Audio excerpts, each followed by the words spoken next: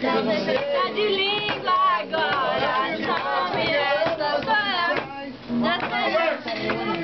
Tá lavando roupa? Quem é que tá lavando roupa? Não sei. Guarda a bateria pra quando tiver gente. Vida de gado. E aí, ó? No suja, trabalhando de serviço. Então, a Cadiqueca, que a gente tá aqui nessa pertinha, que na Cadiqueca que a gente voltou de serviço, que a gente é um proletário, né? Aí a gente comemos nosso figo com cebola agora, Cadiqueca, agora nosso estrambo tá cheio, a gente não pode instruir comida, a gente tá com o estrambo cheio, mas aí é que eu tô com Cadiqueca, que eu tô com um problema no rins.